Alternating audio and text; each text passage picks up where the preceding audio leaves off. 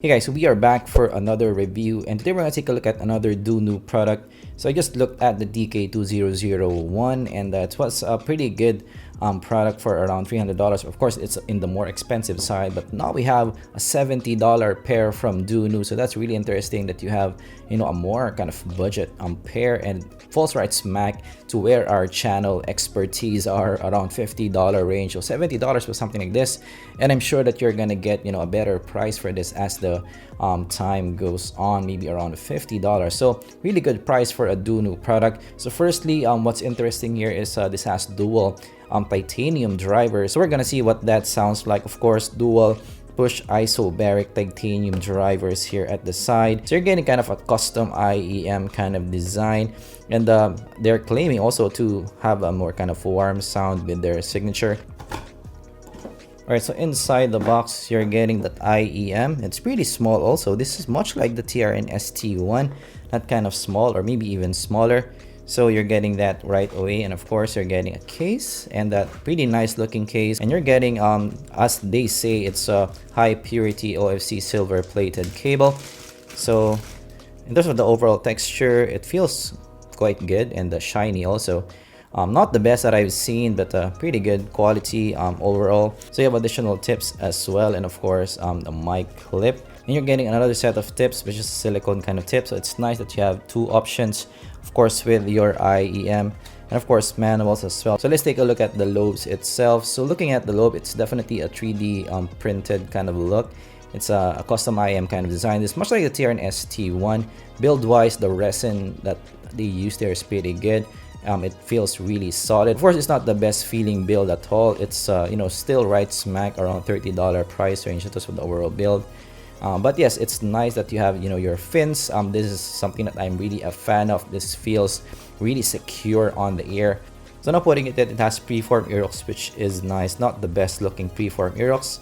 Of course, it has a fork, also an organizer as well. Of course, DUNU logo. And also you have a straight plug at the top. So this looks like more of a phone kind of design. So this will fit most cases, which is nice. So I'm seeing that maybe this is also designed for your mobile phone as well. This also fits well on the ear. This much like your TRN ST1 or the Alpha and the KS1, really fits well in the ear, really snug. This is a small IEM on the ear, so it's very easy and very comfortable to wear for a long listening session. And of course, I do like that fins because it's really stable on the ear.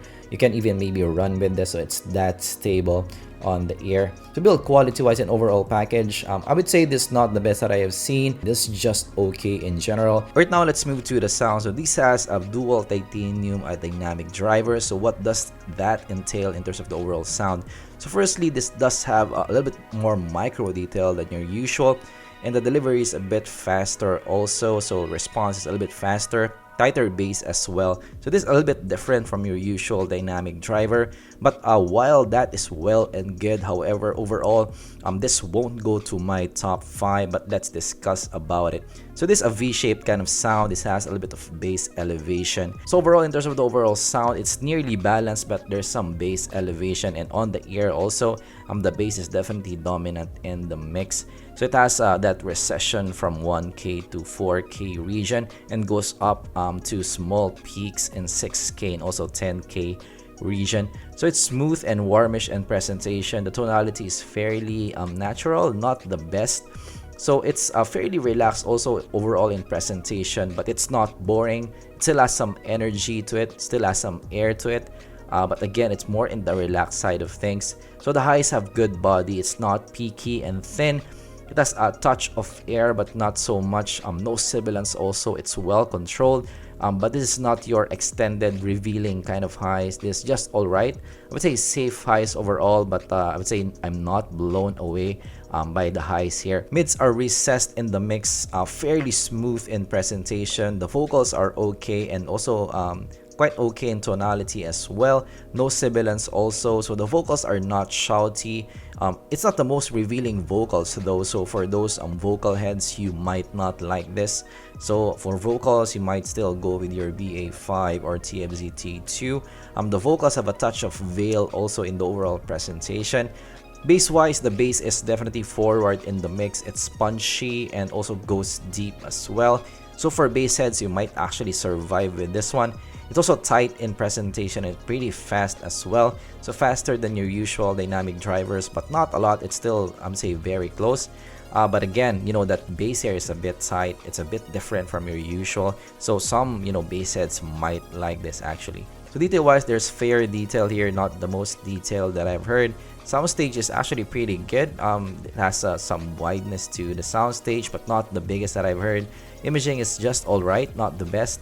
Separation is just alright as well, with the kind of smooth nature of the sound. Separation is not that black and white.